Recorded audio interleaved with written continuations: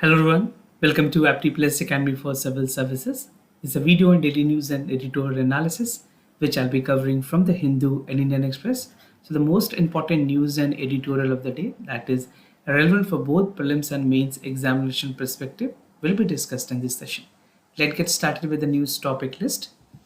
Today is 16th of September. The first important news, Eastern Economic Forum and India's Balancing Act. This is from the text and context page of the Hindu.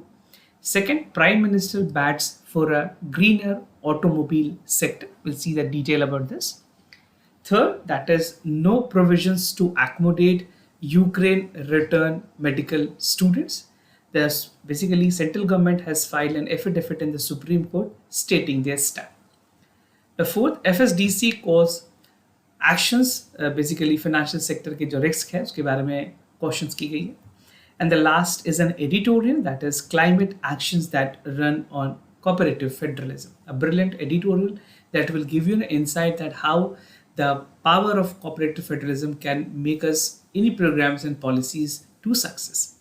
Apart from the news and editorial discussion, at the end of this video, there will be MCQ based questions, and these questions will be based on current affairs that will help you for the upcoming prelims examination. So without any further delay, let's get started.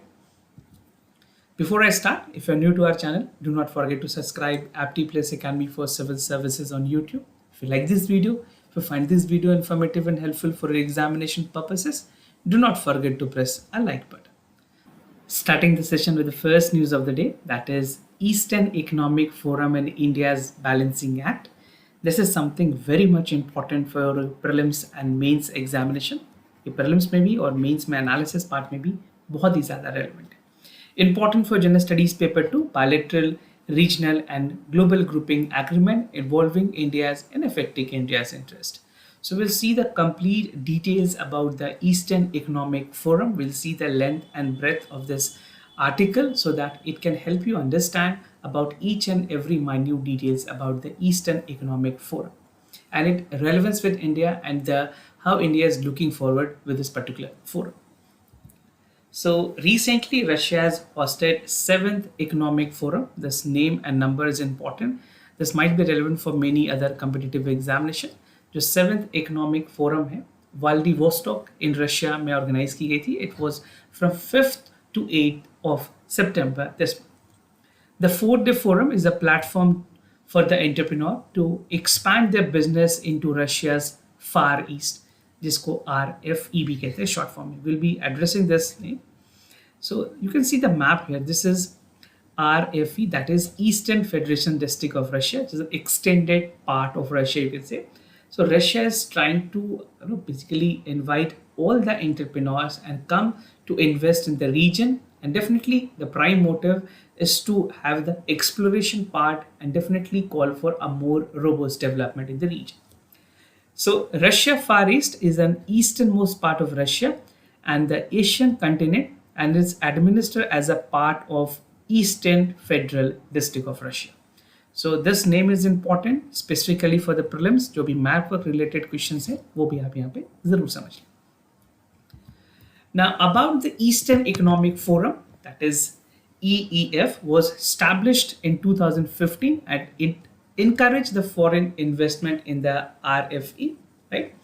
And EEF की अगर बात करें, Eastern Economic Forum, it displays the economic potential, suitable business conditions and investment opportunity in the region.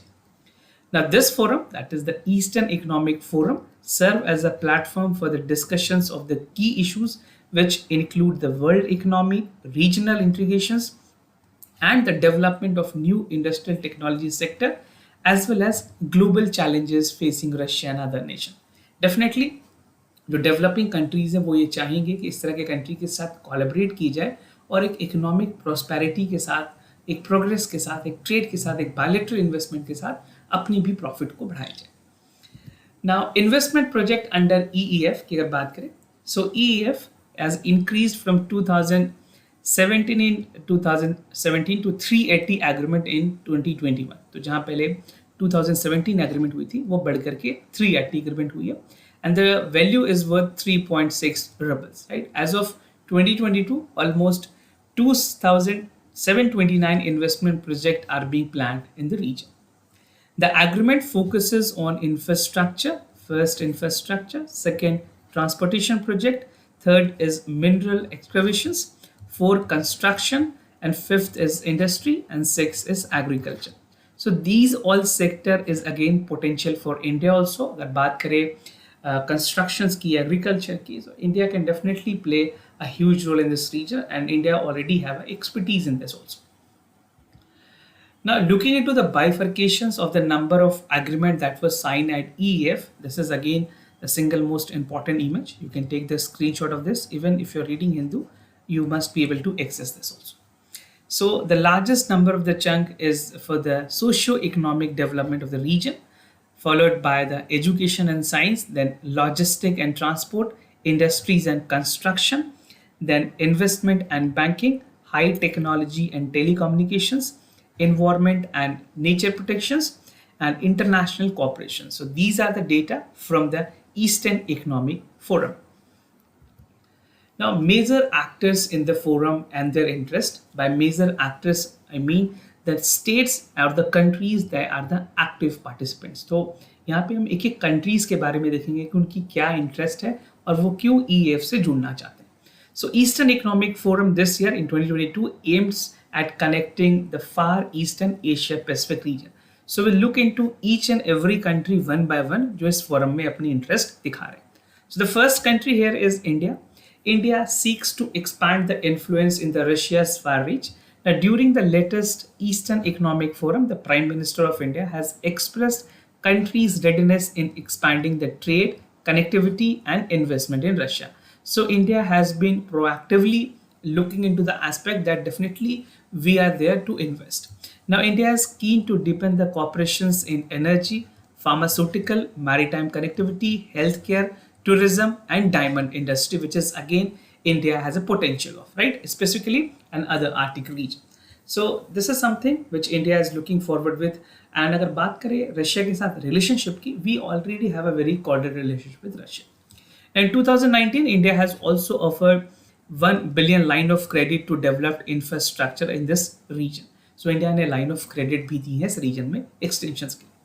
Now, through the Eastern Economic Forum, India aims to establish a strong interstate connection with Russia, and already, as I've told you, we have a very good bilateral relationship with Russia. Now, after India, the other countries that is looking forward for the investment is China. So China is the biggest investor in the region and sees potential in the paramounting of China Belt Road Initiative. उनके जो अपनी initiatives हैं, उसके अलावे Polar Sea Route in the Russia's forest. अगर RF की बात की जाए रशिया फॉरेस्ट में इंडिया के साथ साथ चाइना एक बड़ी पोटेंशियल देखता है इस मार्केट को. China investment in the region account for 90% of the total investment. The trans Siberian railway has further helped Russia and China in advancing their trade.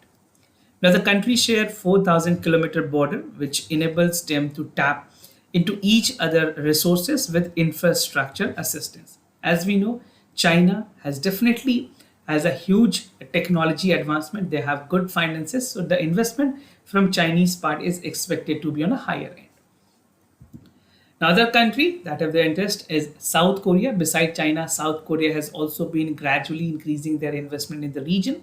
And South Korea has invested in shipbuilding projects, manufacturing of electric equipments, gas liquefying plants, agriculture products and fisheries. ये sectors काफ़ी relevant हैं, आप इनको note कर लें.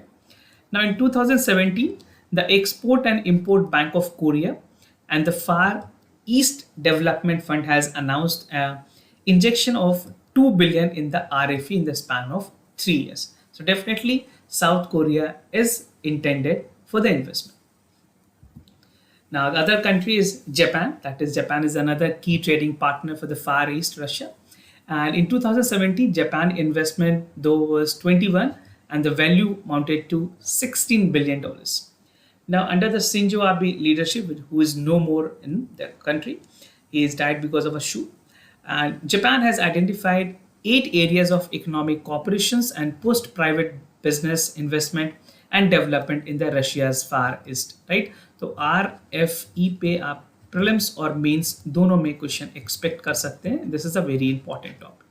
And even for the map work, this is also going to be relevant, right? Now, Japan seeks to depend on Russia's oil, gas, and resources for 20, basically after 2011 के बाद जब meltdown हुई फुशियामा plants की उसके बाद basically Japan की dependency Russia में ज़्यादा बढ़ी है. The trade ties between the Japan and Russia has hindered the Kuril Island dispute that they have claimed by the both countries. So Kuril Island की अगर बारे में बात करें, this is again a very important map work is relevant. आप map work देख लें. And many a times it is being asked कि Kuril Island जो है वो किस दो country के बीच में disputed है. So correct answer is between Japan and Russia. Now, aim of Eastern Economic Forum की अगर बात करें, what is the main purpose, what is the rationale behind this establishment? So the primary objective of Eastern Economic Forum is to increase the foreign direct investment in the Russia Far East region. और अगर RFA की बात करें, geographical placed in a strategic location which is acting as a gateway into Asia, right? And Russian government has strategically developed this region जहाँ पे उन्होंने कोशिश की है to connect Russia with all important Asian countries in terms of their trading route. Now, the region encompasses one-third of Russia's territory, with rich natural resources of fish, which has again huge potential, oil, natural gases, which is a demand for each and every country, wood, diamonds, and minerals. Right? Diamond, although is hugely demanded in India and other global market, can be a potentially. Now, the spare populations living in the region is another factor for encouraging investment and move work in the Far East. And the region riches and resources contribute to the 5% of Russia's GDP. जो total GDP है Russia की, उसकी 5% जो total GDP है वो यहाँ इस region से आती है potentially. Now, India need to have a balance between EEF and IPEF. So this is again a very diplomatic and a cordial relation where India need to maintain with both of the forum. So अगर बात करें IPEF की, which is an Indo-Pacific Economic Framework for Prosperity, and Eastern Economic Forum are incompatible based on their geographical coverages and partnership with the host countries. So India कोशिश ये कर रही है that West's interest in the both forum has worked towards the balancing investment or balancing involvement. So India is looking forward to have a balance out between EEF and IPEF. India also perceive the IPEF as a vital platform to strengthen the presence in the Indo-Pacific region. So IPEF is also an ideal opportunity for India to act in the region without the part of China-led regional comprehensive economic partnership. तो India को इस तरफ जाने की जरूरत नहीं पड़ेगी. It can always be in the edge if they are basically focused on EEF and IPEF. And IPEF is also play a key role in building the resilient supply chain. So for analysis part, अगर mains में आप analysis कर रहे हैं और ये question आती है तो आप इस तरह के important points वहाँ पे जरूर highlight करें. Now, the other news, Prime Minister backs for a greener automobile sector, something relevant for General Studies paper 2, that is government policies and intervention for the development of various sectors and issues arising from its design and implementations. So the Prime Minister of India, during his address to his 2062 annual convention on Society for Indian Automobile Manufacturers, has called the automobile sector to achieve the self-sufficiency while stressing the need to expedite the innovation for greener alternatives. So for many other competitive examination, it can ask you which was this meeting. This was 62th annual convention on Society for Indian Automobile Manufacturers. But the Prime Minister has categorically said that the government has adopted an enabling approach towards the global manufacturing by encouraging manufacturers through Make in India, and Amrit Kal is an opportunity to achieve self-sufficiency in the sector of automobile. So Prime Minister has pitched for basically Make in India, Atmanirbhar Bharat in the automobile sector as well. Now, what is India's roadmap for the automobile industries or auto industries? So the auto industries is a part set target to become nearly 100% self-reliant in the entire manufacturing value chain by 2047. So 2047 will be marking 100 year of our independence. So they are merely milestone target that has been set by the government. Now the automobile industries is a strong long-term regulatory roadmap among the key enablers with the help of better planning, investment, technologies, and product development. Now you can look into this graph. You'll give an idea that how the cars, utility vehicles, and the total passenger vehicles are increasing in India. These are the two comparative data for the vehicle sales. And talking about India's automobile industries, India is the world's largest tractor manufacturer and the second largest bus manufacturers, the world largest two-wheelers and three-wheelers manufacturers, and the world third largest heavy truck manufacturers and the fourth largest car manufacturers. So this can be an important factual information. You can use this here and there, both either in essay paper or या फिर mains में आप दोनों जगह पे इसे use कर पाएंगे. Now, what is the need of the hour for the automobile sectors? The Prime Minister added that there's a need that the automobile industries need to go for innovations, greener alternative, and attains a new momentum to ensure the protections and conservation of environment as well as help in making India self-reliant. Other news, that is no provisions to accommodate Ukraine returnees medical student. The center government has filed an affidavit on the Supreme Court stating this stand clear. This particular news is important for General Studies paper 2, that is issues related to development and management of education and human resources. So recently, the center has told the Supreme Court that the medical students who have returned from the Ukraine cannot be accommodated in Indian universities in the views of absence of any statutory provisions, as well as it will possibly damage the standard of medical education in our country. So this is the affidavit or the counter argument which the central government has filed in the Supreme Court, right? So the affidavit from the Health Ministry was in response to the petitioner filed by the student, and in their first of the year to undergo the medical studies in Ukraine, seek transfer of their college to India and continue the semester here. But definitely, Government of India said there are no such statutory provision with this regard, and Government of India will not be able to do so. But कुछ और options Government of India ने बताए, we'll see that also. Now, so what is the provisions in India?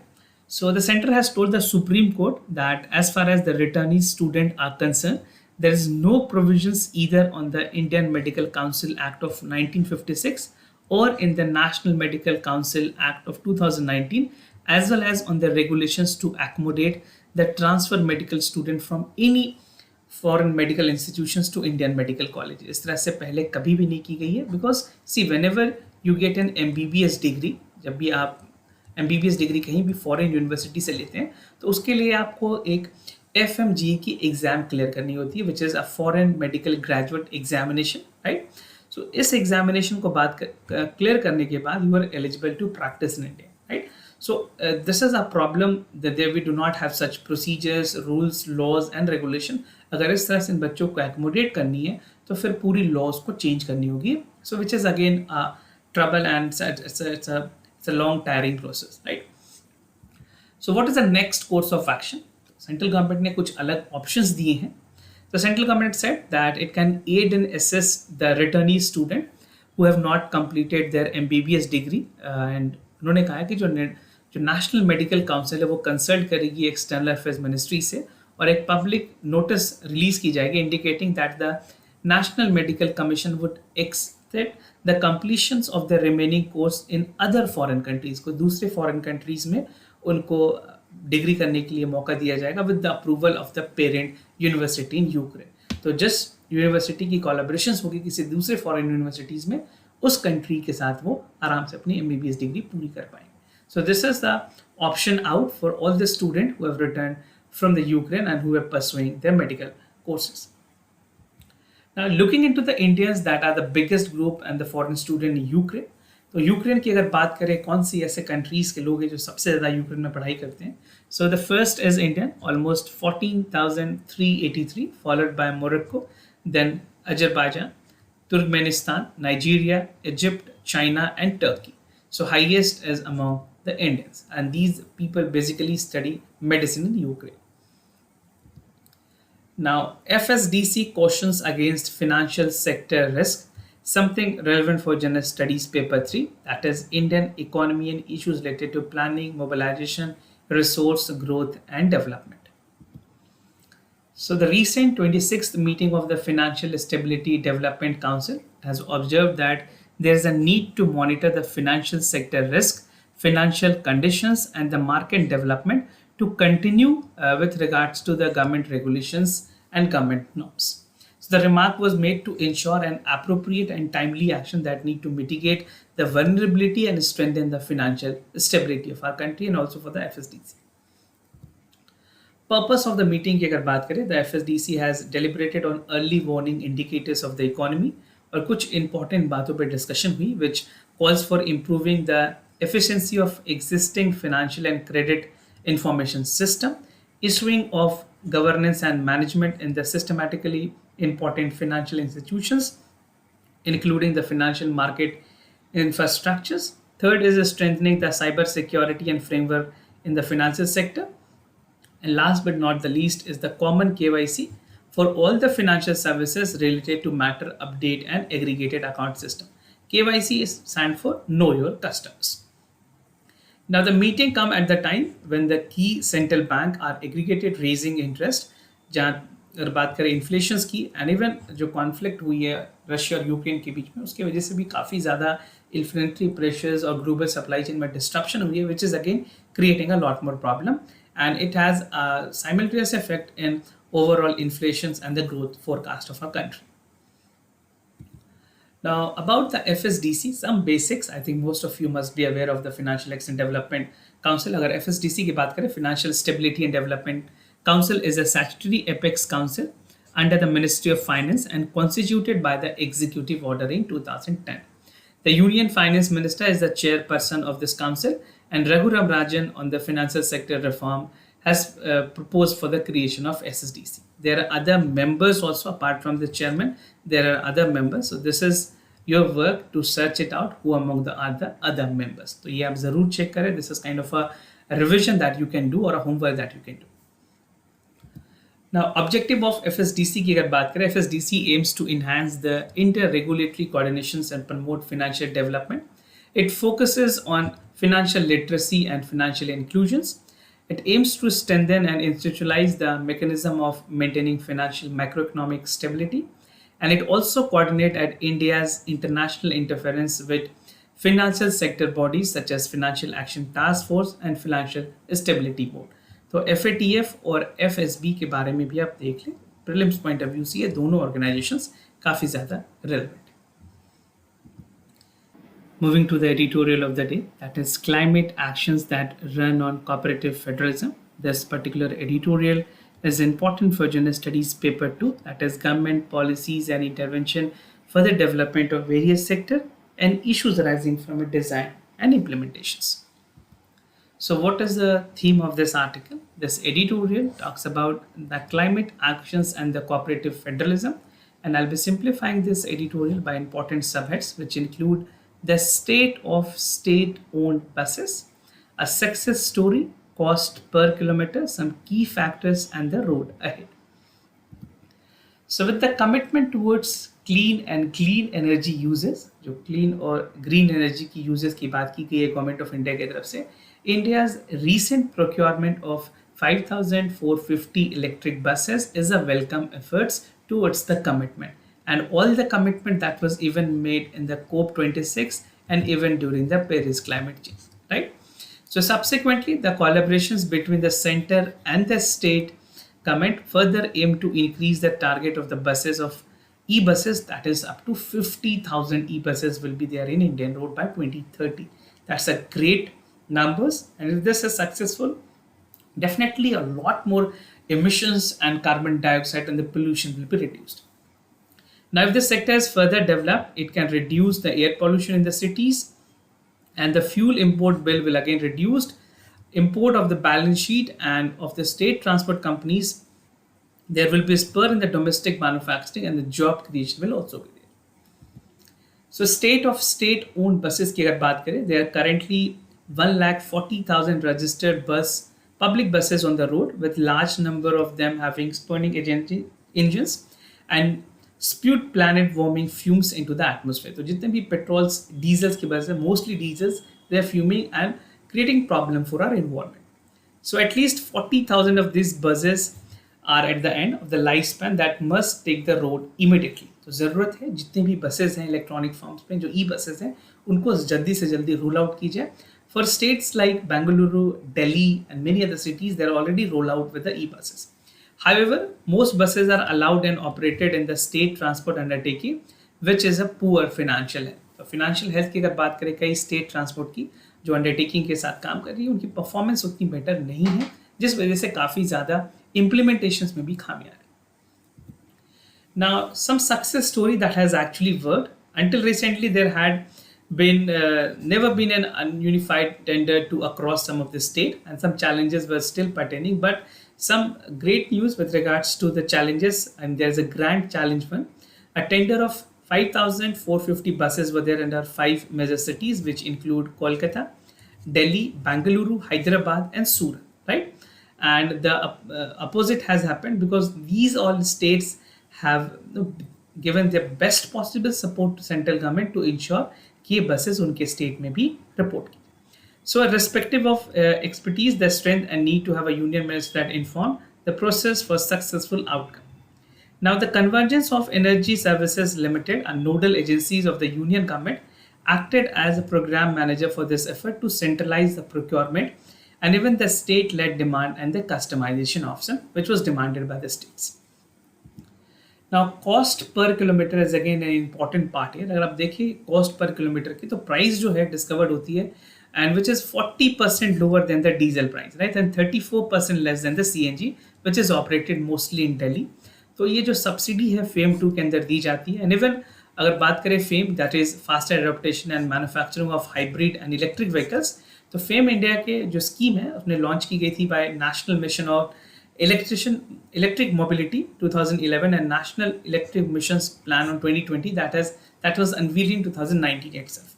तो scheme encourage करती है progressive inductions of reliable, affordable and efficient electric and hybrid vehicles ताकि states भी adopt कर पाएं FAME जैसी policies को. And with the higher fuel prices, the energy security challenge in the wake of the war between the Ukraine and Russia has also taken the spur to the price high. जो petroleum crude oil के prices है उसके higher rise की वजह से inflations भी बढ़ी हैं, and even for all the other fuel prices have taken a toll which is impacting to all other verticals of daily livelihood. Right, now some key factors की अगर बात करें, this inflection point until economics was enabled by the three important key factors. First is like itself that fully consultative process was varied contribution by the participant and an influent design for the future tenders were there. So there was a coordination which has actually helped. These were the factor that has made thing possible. The second factor was that the sense of urgency in shaping the collaborations, right, in terms of bureaucracy, power, working to a time-bound manner and measurable in respectivity to create a new ideas. तो ये जो तीन मैं आपको बता रहा हूँ, ये तीन important factors पर तो collaboration के, this is for the collaborations, this is for the peace, right, and the last is transparency. So for transparency, finally, the transparency was the most resilient quality of the public process. Now, what is the way forward? What is the road ahead? Although there's a good start that the central government is procuring and the state government is coordinating on their part, and much work remains to be done to enable the electrification of mass mobility in India. The country's shift to clean transportation will require a suite of efforts for ramping up manufacturing capacity, domestic battery, and build out the charging infrastructure and capacity for straight transport undertaking the development and instrument. Now, as of now, India ramp ups the demand to deploy 50,000 buses in 40 cities, and it will continue to the spirit for the true inter-ministerial and union state collaborations, where the ambitious target for the green and inclusive economy will be developed and fulfilled. Definitely, the coordinations between both the center and the state government to ensure कि खास करके जो inter-ministerial या फिर union state collaborations हैं clean energy, green energy की तरफ via electric bus can be a game changer. So this is how you can conclude your answers. Now moving ahead with the MCQ questions of the day, before I proceed, just to tell you the answers of yesterday questions.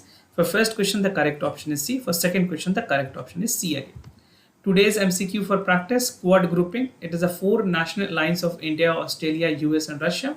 It aims to safeguard the interest of democratic nations in the Indo-Pacific and address the global challenges. Now the other Important question is Malabar exercise. It is an annual trilateral naval exercise between the navies of India, Japan, and United States. The exercise is held tentatively between India and Pacific Ocean. So do check it out for the correct options. If you have any other concern, you can let me know. I'll be more than happy to assist you. For time being, I'm signing off. Thank you so much for watching this video.